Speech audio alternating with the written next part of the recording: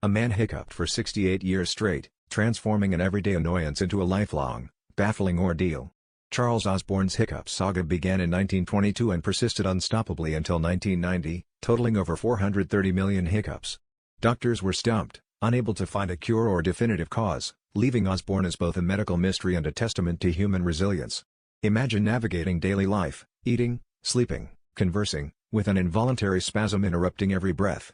This wasn't just an inconvenience, it was a relentless challenge that shaped his existence.